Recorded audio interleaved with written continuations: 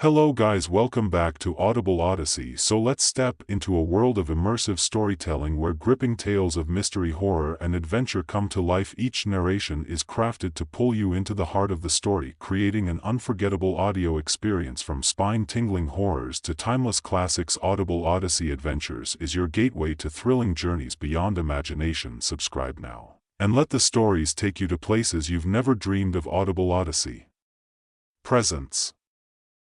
I'd always known that my great-grandma was an orphan, but in late October of last year she decided to tell me the truth about what happened to her family.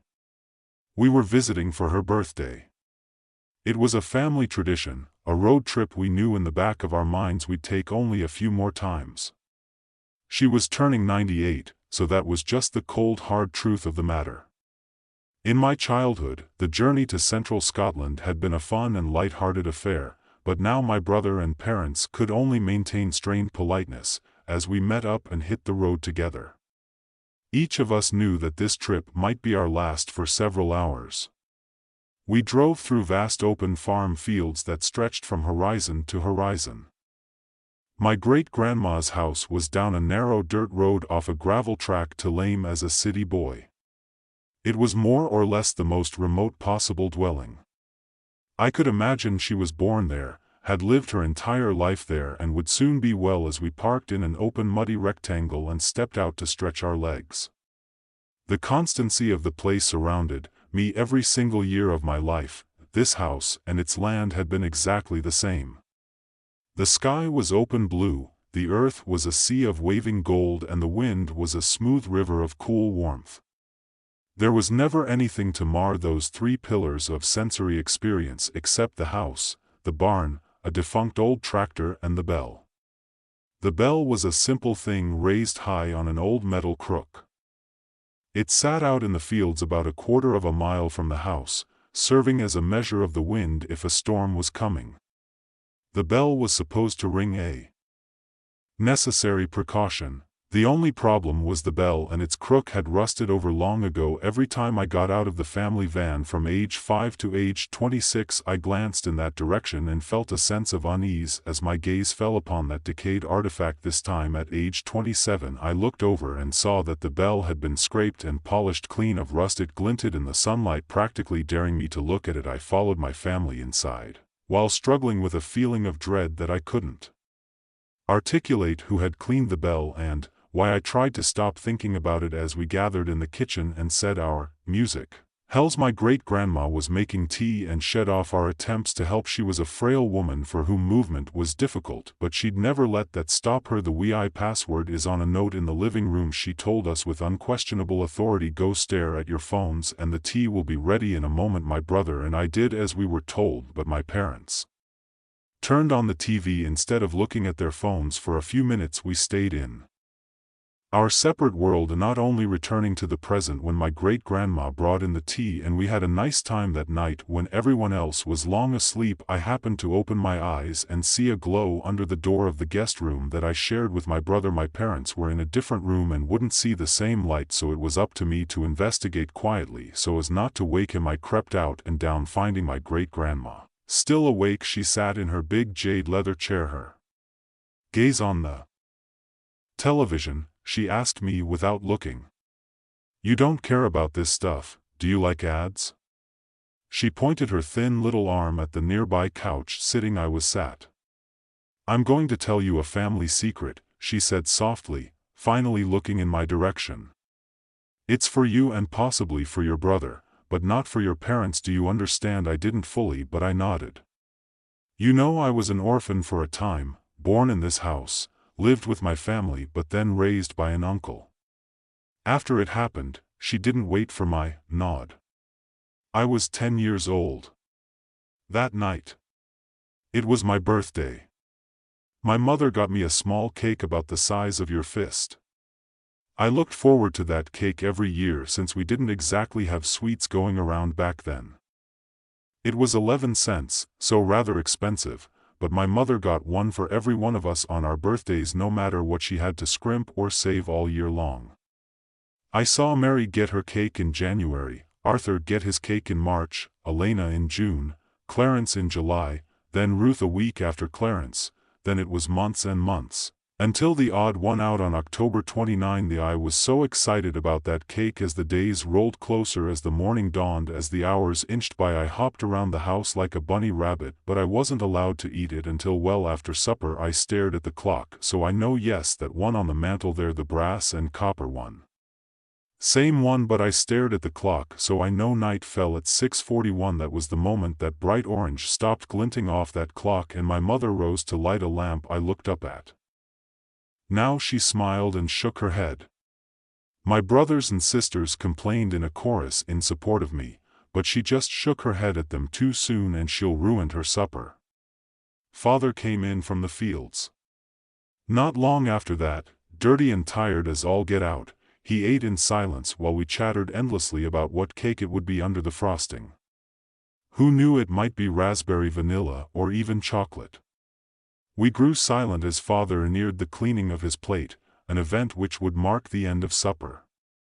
4 pieces of meat and bread remained, then 3, then 2. Any moment now. He stopped at the last piece, holding it unmoving above the remaining dollop of gravy. We turned our heads. It was the bell. The bell was ringing out in the field. Father grunted, then put the last piece of his food back on his plate before rising to open the front door. We braced ourselves for the wind, but none came.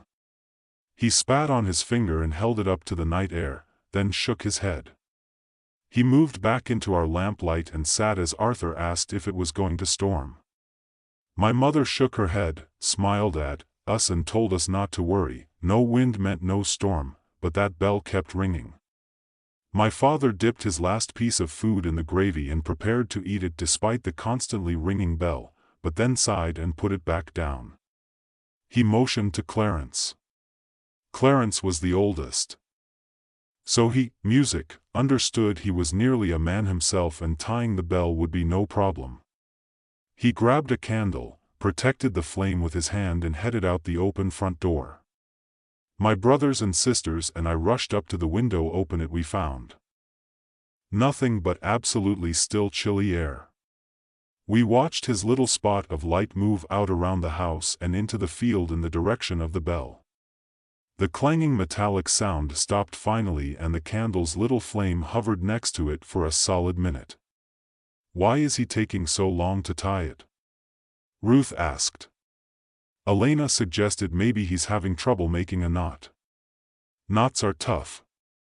We watched for another minute or two before, and I know how this sounds.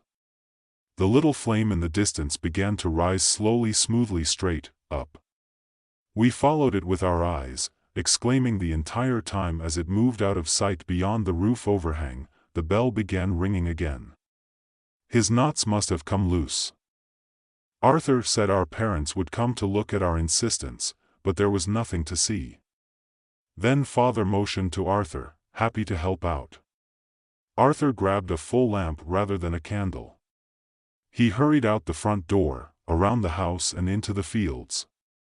While we watched from the window, the lamp was easier to see and we were absolutely certain he had reached the crook as the lamp lights hovered there. The bell stopped ringing.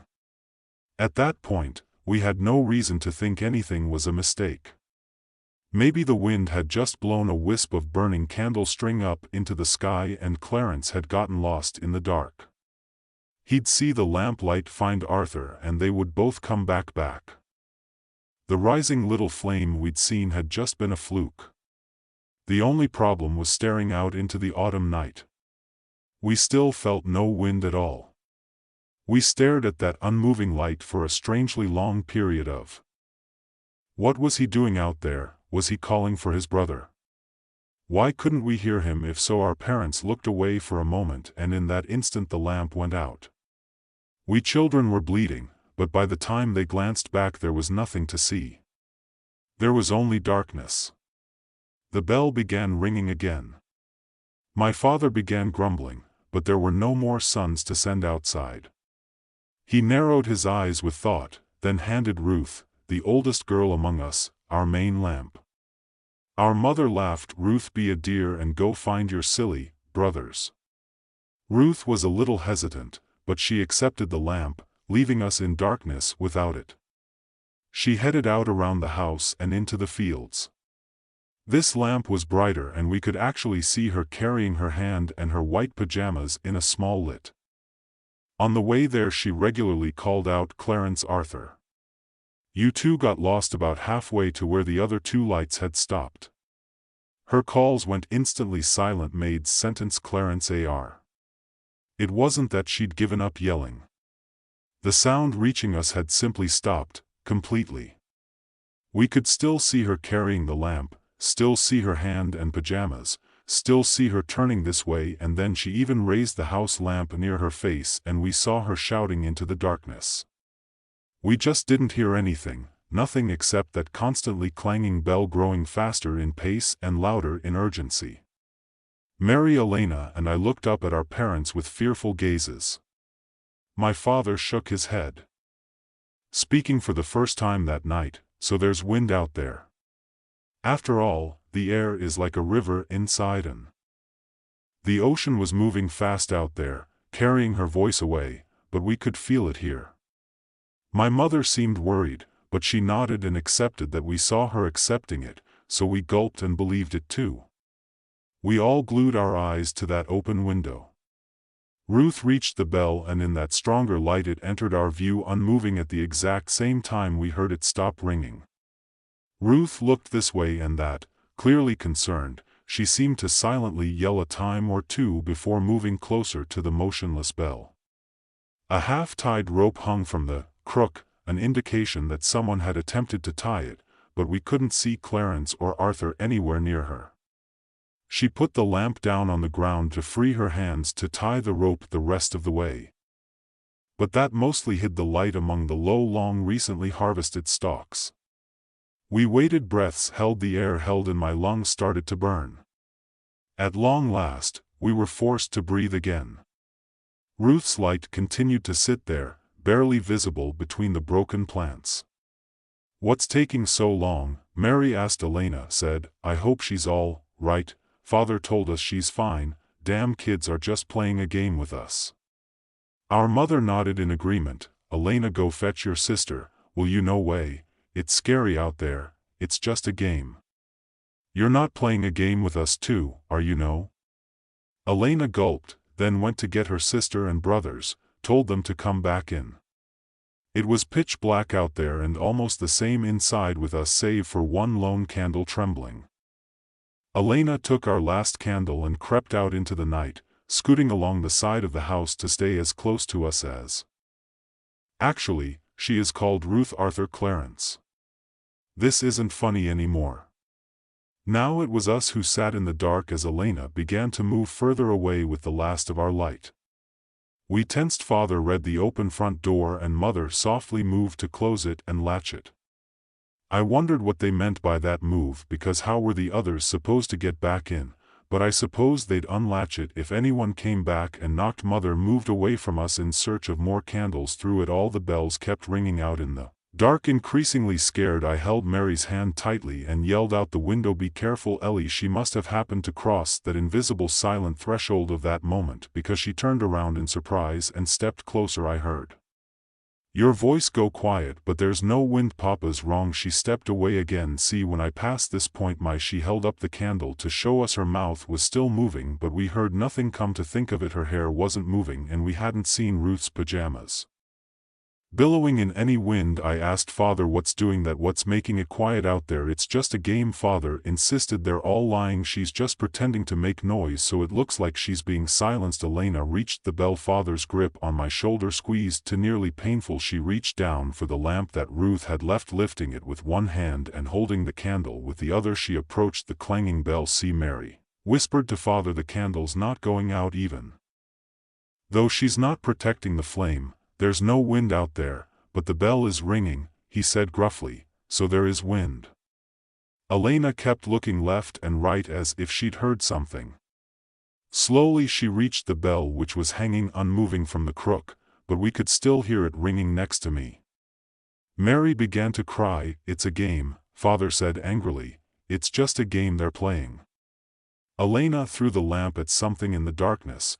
We saw the lamp crash, shatter and go dark, but heard nothing.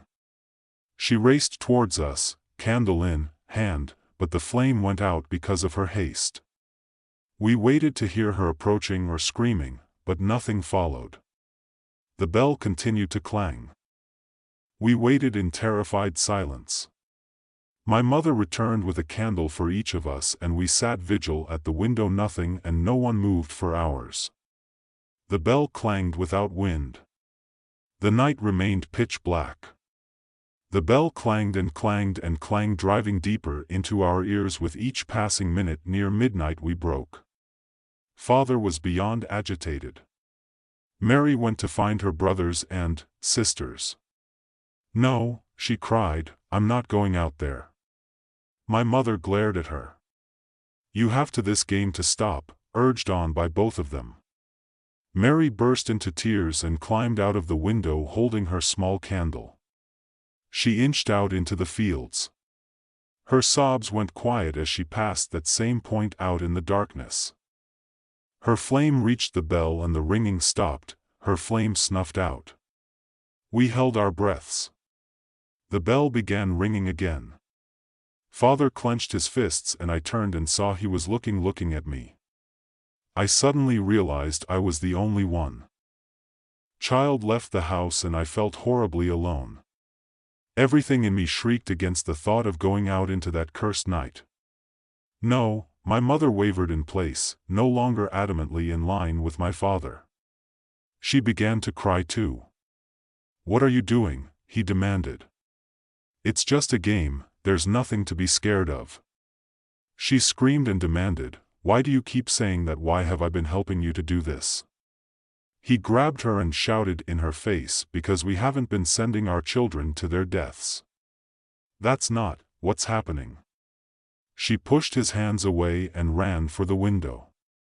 Pushing past me, she tumbled out and ran screaming towards the still clanging bell, not out of fear of her father but out of terror for her children.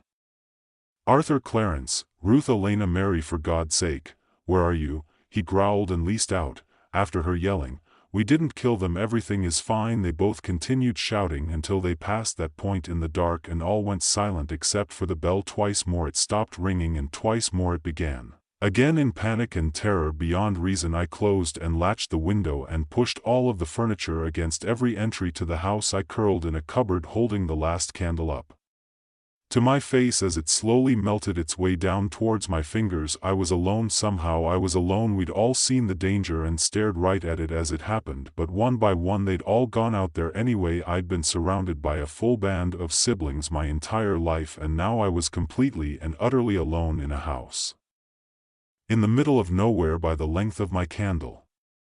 It was 3 o'clock in the morning when the knock came at the door. I trembled but did not make a sound. The knock sounded again. 40 heartbeats later, it was louder. This time I shook, holding my candle tight. The third knock was more like a tremendous crash or kick and I heard the door explode inward. 60 heartbeats of silence passed and then the floorboards creaked. Something in me told me to put out my candle for fear of it being seen through the cracks in the cupboard, but I didn't dare to darkness. I couldn't handle darkness.